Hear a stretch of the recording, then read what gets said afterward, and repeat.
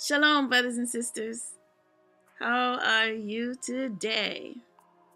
I hope good, and I hope y'all are ready to receive this message, because honestly, in a way, I can't even believe that I am saying this, but I love my enemy. I love my enemy, and I will tell you why. See, a lot of us like to say that, or people will say Yahuah didn't exist because he came and he gave you these laws about loving your enemy. And they'll say, no, the heathens are trying to manipulate us again because they don't want us to hurt them. Now, scripture already told us that these evil people are going to afflict us for 400 years. There's no stopping that, okay?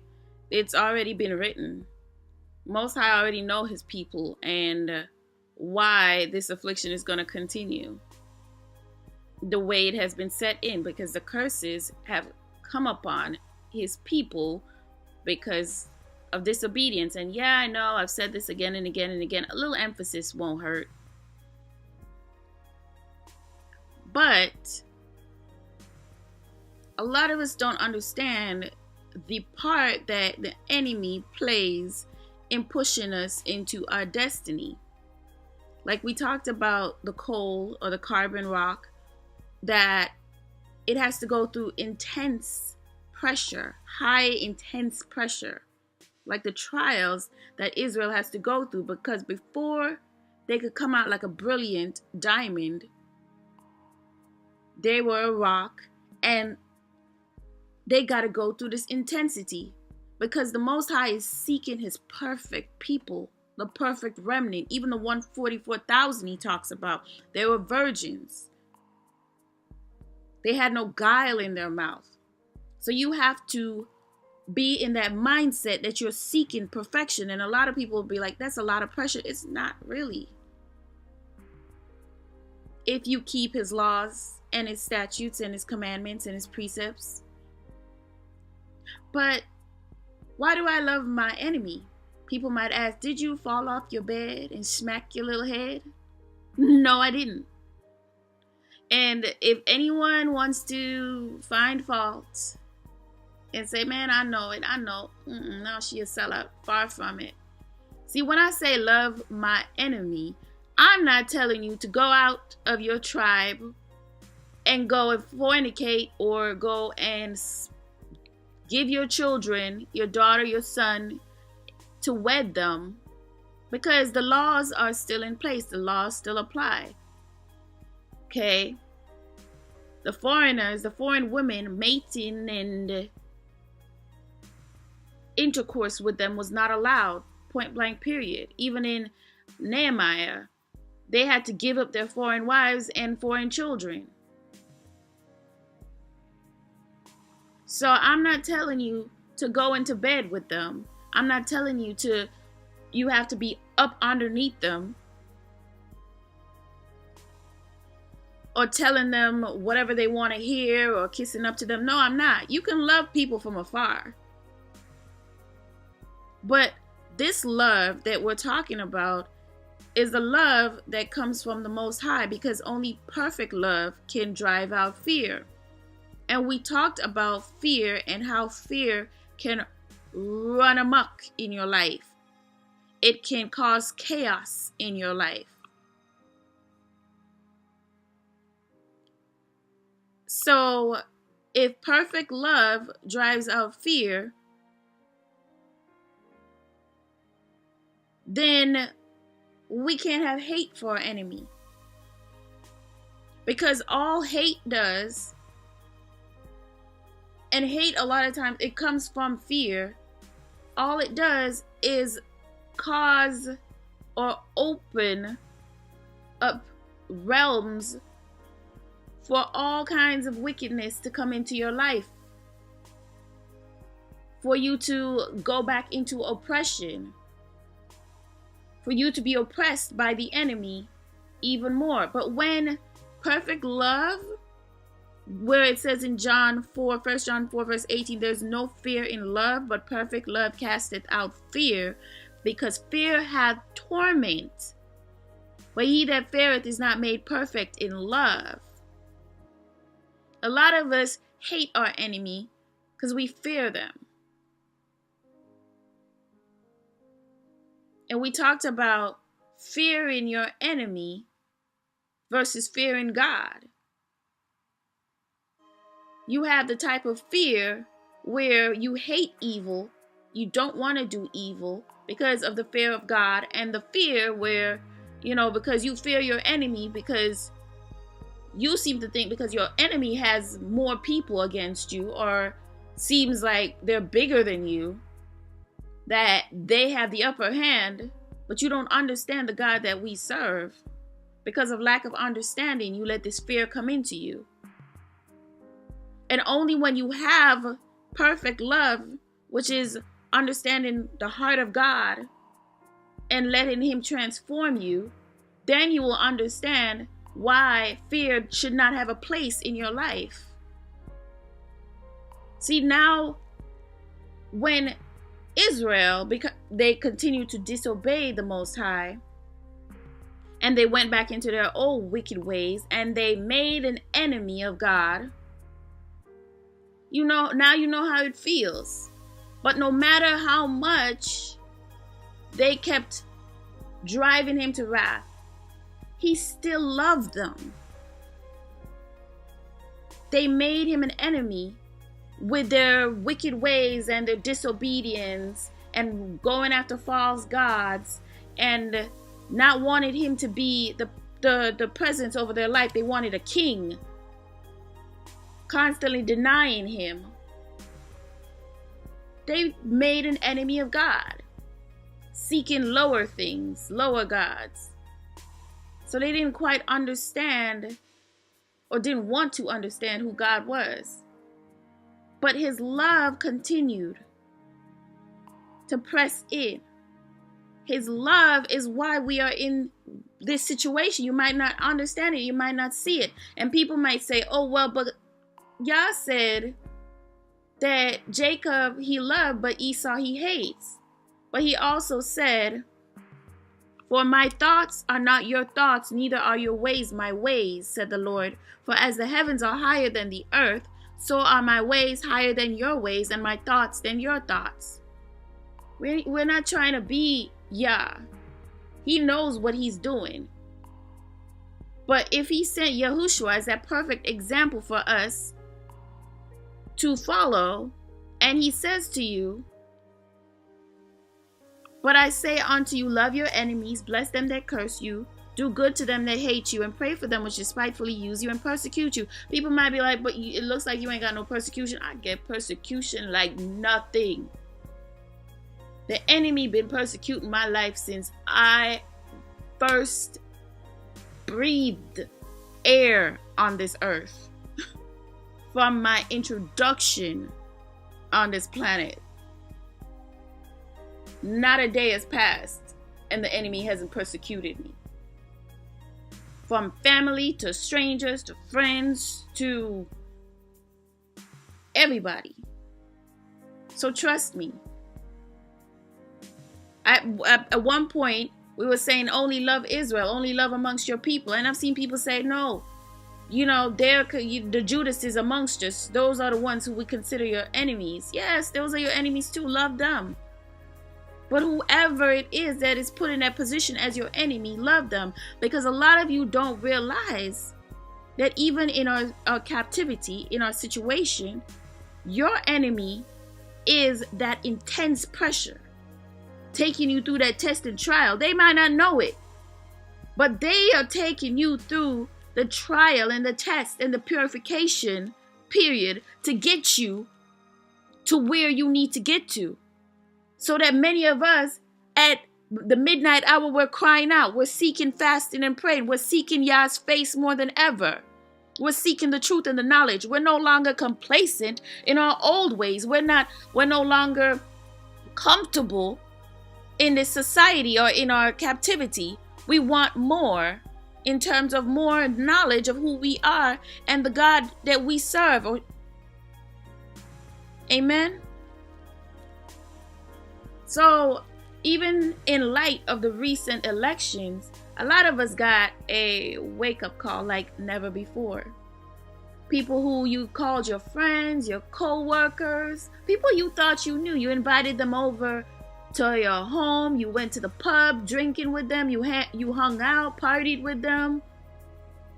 You know, probably married them into your family or introduced them to their spouses. Things like that. You found out with the recent election who were your friends and who were not.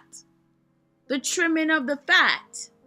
You even found out in our own tribe who is for you and who is not. The people who continue to deny the Most High.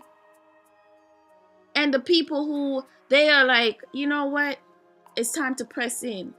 You start to see that the world we live in is not what it's supposed to be. You start to see past the delusion. You're trying to wake up family members who, just like Israel, they are complacent in their captivity.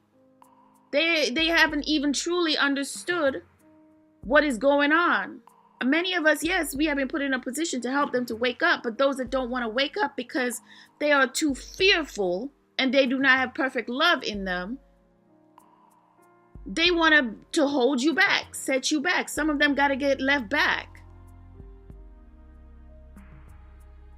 Some of them, you can't carry them because they want to stay in the old ways. They are not for the purification process. Back in the day with Israel and Egypt, those Israelites are like some family members we have where they have selective memory or selective amnesia. When you need them the most, you need them to remember certain things. All of a sudden, their narcissistic selves are like, nah, I don't remember this. Oh man, stab you in the back. You need them to forget certain things. Suddenly they remember, stab you in the back. They're not there for you.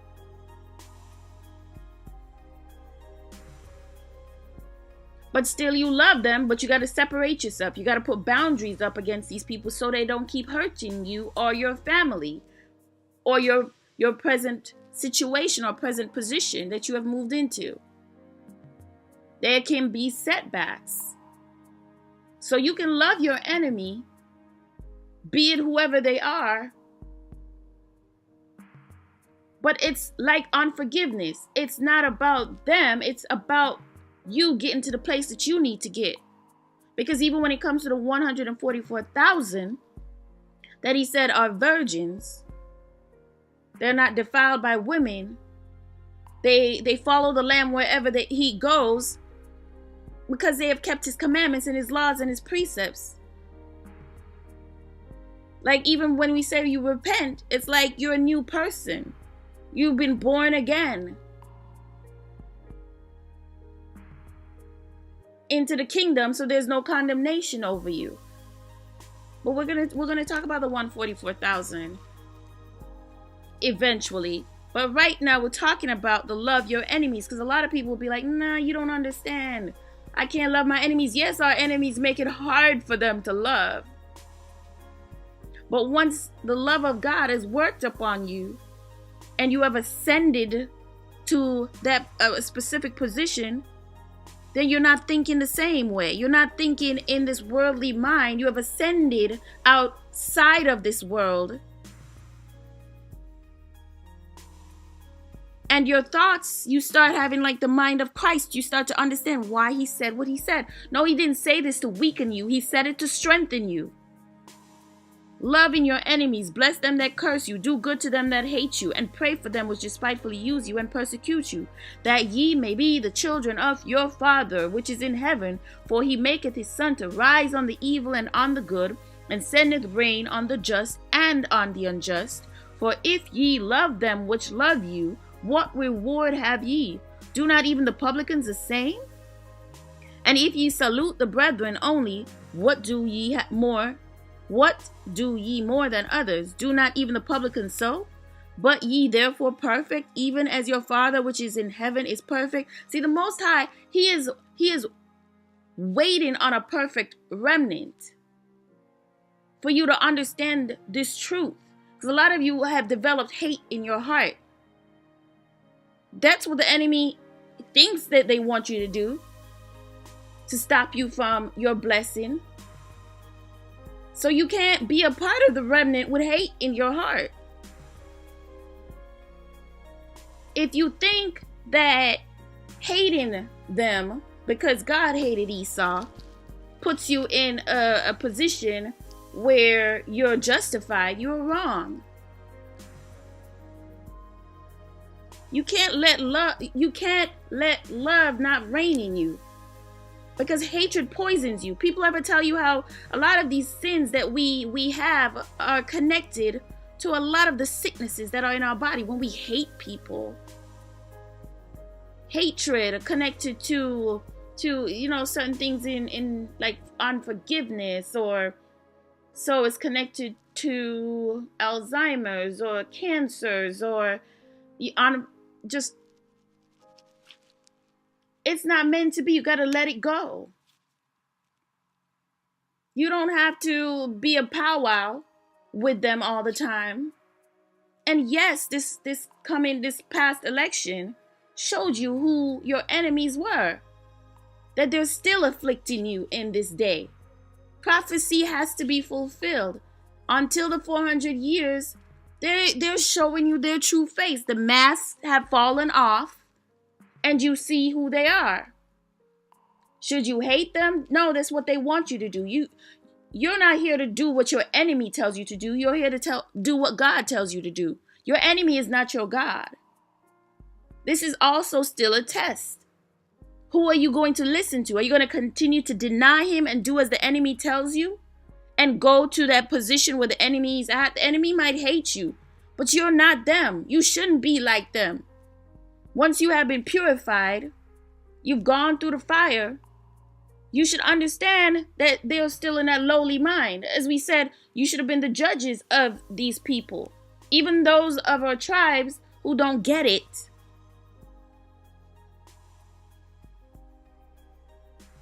You should have been the judges. So all these things, they don't understand. They don't understand how perfect love drives out fear. They don't understand that your God and their God is not the same, or their gods, I should say. Because your God is a mighty God. Elohim is a mighty Elohim. He is not like them. We talked about when he loves his people so much, he shows up, and their other gods don't even bother to. They took the day off. They're like, we're not going up against that. We didn't. All of a sudden, they're feeling like, we didn't tell you to worship us. You came to us of your own free will. We didn't tell you we was going to do all that against your God. You don't understand who your God is. So when you start to let your enemy dictate who you are and determine who you should be, then you are still thinking in that worldly mind, that sinful carnal mind. But when you're like, okay, God told me that I should love my enemy, I'm going to love my enemy. No, I don't have to be up under them. No, I don't have to be sleeping in my bed with them. I don't have to give my children to them in marriage. I'm still going to obey the law. But I'm not going to obey them. They didn't give me the laws. They didn't make me who I am. I was made in the image of the Most High Yah, not in the image of my enemy. They were the ones who decided that they want to make you their enemy. They are put over you for only a time through this trial and this test. Who will stand out? Who will come out unblemished? Who will not allow this world to continue to tarnish and taint them? God said you were a holy people. So the things that they do shouldn't be found in you. And yes, I know I started out, I said, look, this is even hard that I even think that I'm saying this. Yes, I love Israel. I love my enemy. I cannot allow fear or hate to continue to dwell in me. Yes, they persecute me. I go through it every day. I told you about even when I had to go into the 40 days of fasting when my enemy came upon me. Before that, I would probably be in the same position I was when I left. Many times our enemy is sent to give you that extra driving force to move forward, to seek God's face like never before. Not to be who you were before, where you were questioning God or listening to people who would tell you stuff like God didn't exist. Foolish men who in their heart keep saying there is no God. Then you start thinking with the mind of Christ and you're like, okay, now I get it. I get it. No, I shouldn't hate my enemy. I love my enemy because my enemy doesn't tell me what I should do. They want you to hate them. Even though Moses says their whole point is to make you angry and jealous, so you come back to the Most High. Everything that is being done is for you to understand who God is in your life and always has been. He has been your creator. He created you from the beginning to be great. But y'all didn't want to yield and understand what he was trying to prevent you from getting into. Don't let the enemy determine for you what you should be, because they are not your God. When you start listening to them, then they become your God. So brothers and sisters, I'm going to wrap it up right here. I hope that just pray about everything. Pray unceasingly. Know who your God is. Know who Yahuah is. Discern the spirits. Seek him. Seek him first. Seek him with the zest.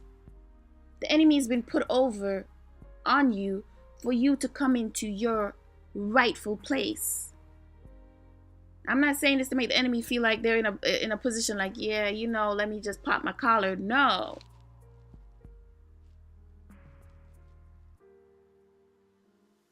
That's not so.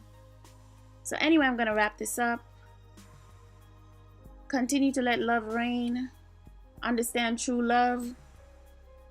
Perfect love